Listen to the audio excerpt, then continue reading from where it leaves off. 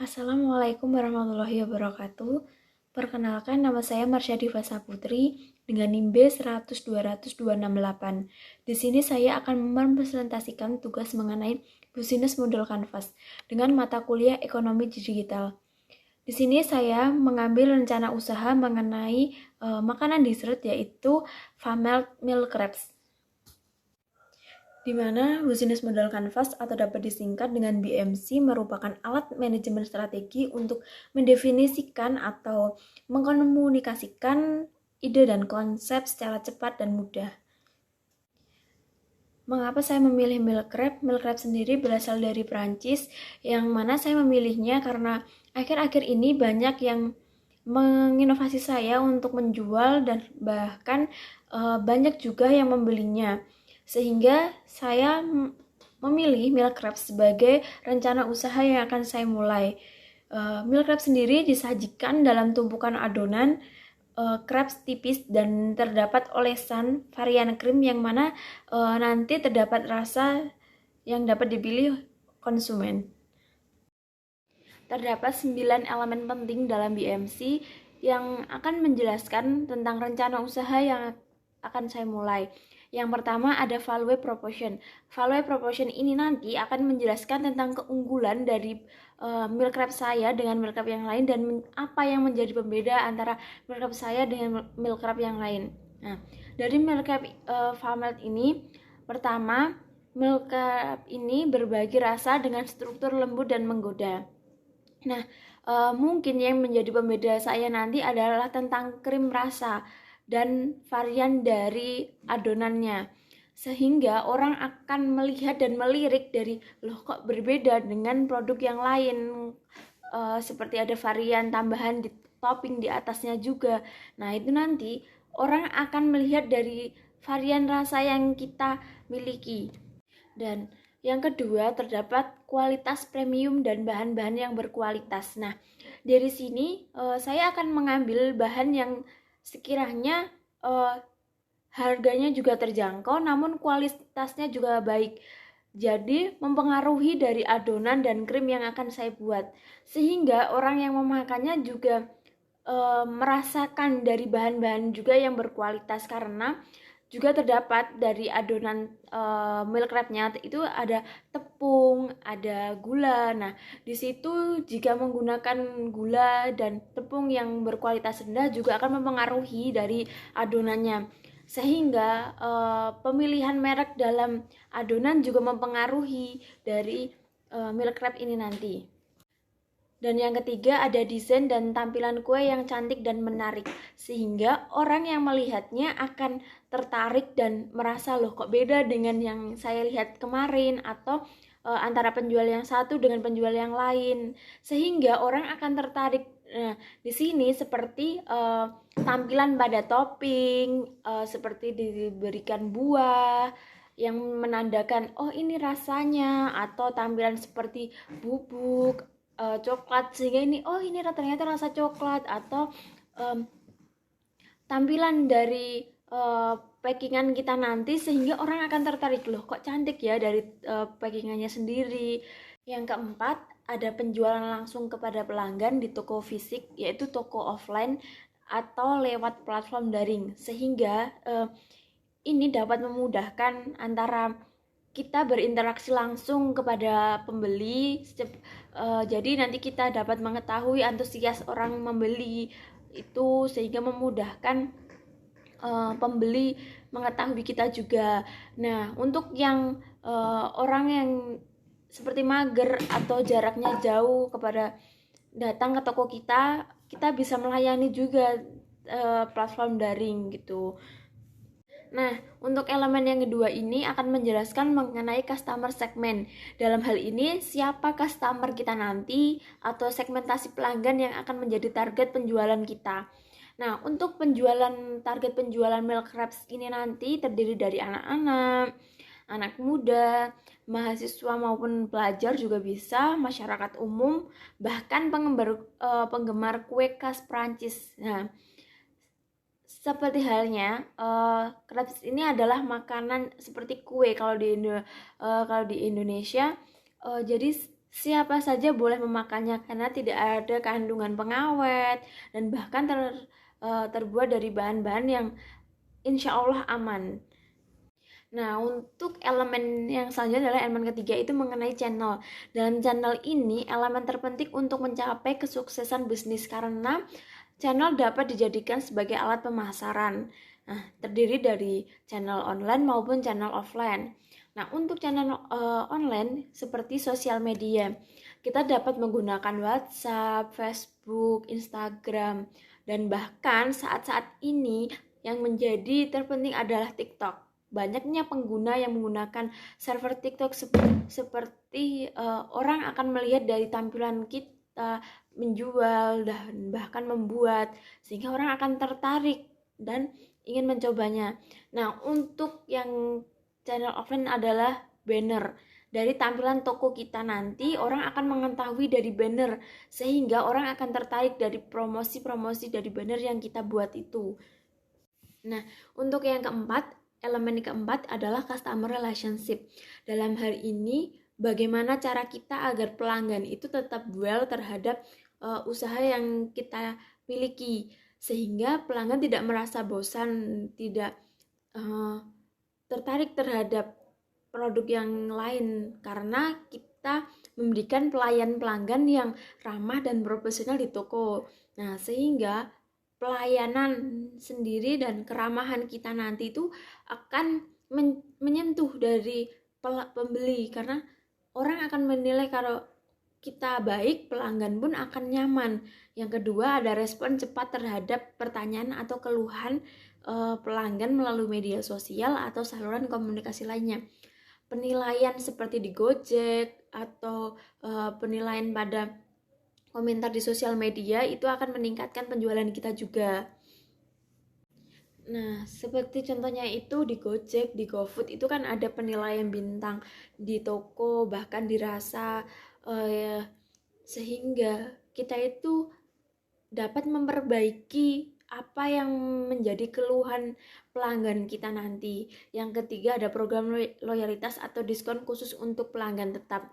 Nah, kita dapat menyediakan seperti voucher atau kita membuat seperti card yang mana itu khusus untuk pelanggan setia kita yang ingin membuat member di toko kita nanti, sehingga kita dapat menilai seberapa pelanggan itu sering membeli, sehingga kita juga memberikan diskon atau potongan harga terhadap member-member itu nanti. Nah, untuk elemen yang selanjutnya adalah elemen kelima, yang mana menjelaskan tentang key resource.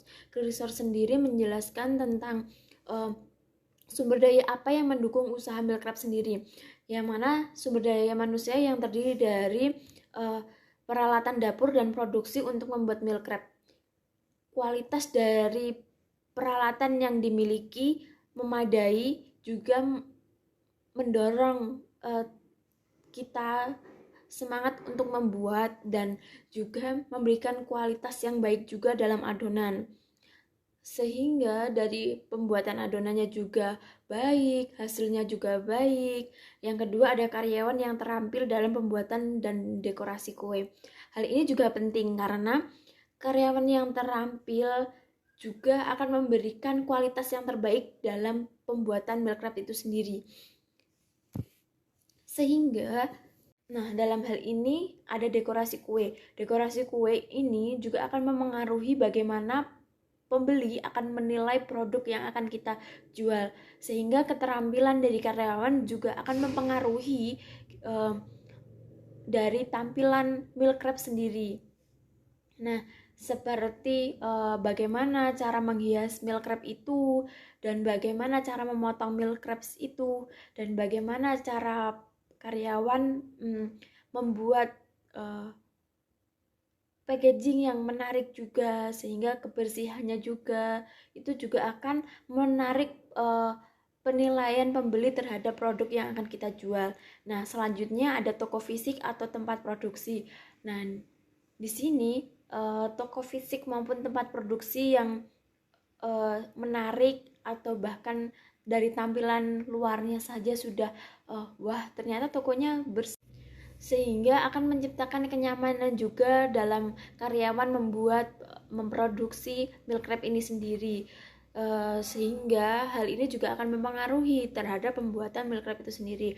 Yang ketiga ada platform media sosial dan situs web untuk pemasaran dan branding, sehingga kita memberikan kepada pelayanan juga kepada orang yang ingin membeli, tapi karena jauh juga kita menyediakan Gojek, GoFood, atau kita menyediakan COD, sehingga kemudahan kita kemudahan yang diberikan kepada pelanggan terhadap pembelian produk kita itu juga pelanggan bisa gampang dan mudah gitu. Nah, untuk elemen yang selanjutnya itu mengenai aktivitas. Dalam hal ini kegiatan apa saja dalam bisnis yang kita jalani.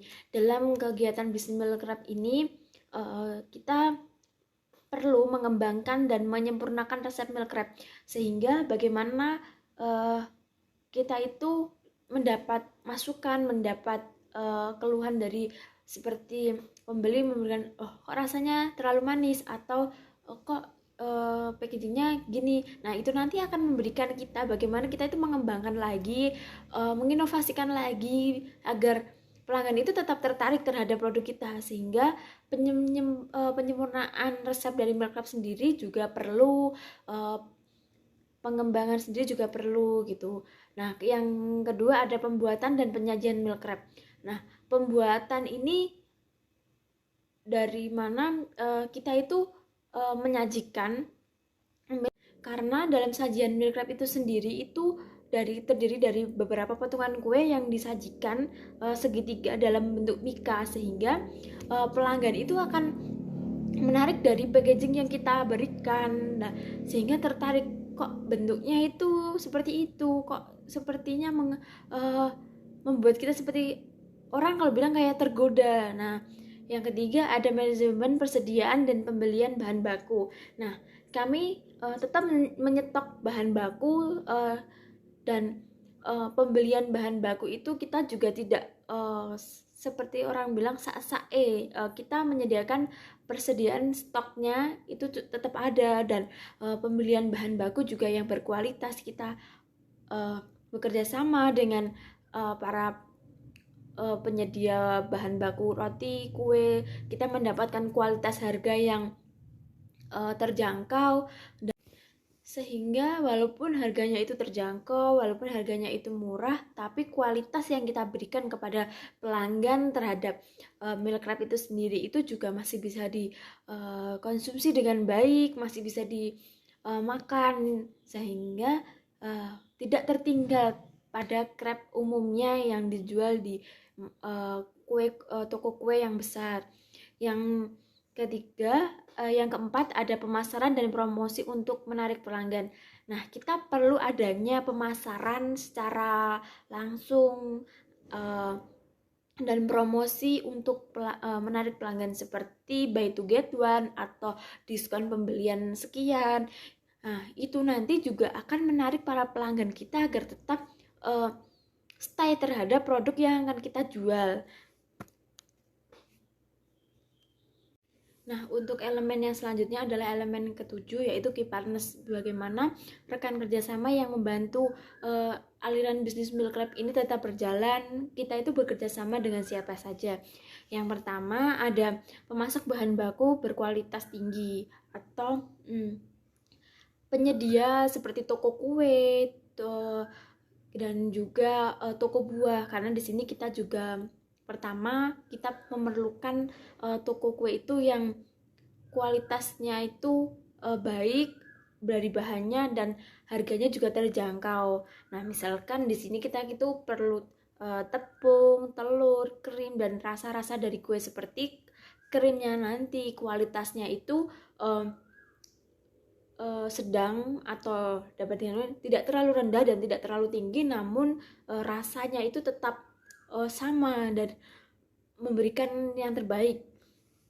Nah, untuk elemen yang selanjutnya adalah elemen ketujuh mengenai key partners. Key partners sendiri itu dapat menjelaskan tentang rekan kerjasama yang membantu berjalannya usaha meal crab ini, sehingga kami meal crab sendiri bekerja sama dengan pertama pemasok bahan baku berkualitas. Nah, di sini kita memerlukan toko bahan kue yang lengkap dan harganya yang terjangkau dengan kualitas yang disediakan itu juga baik.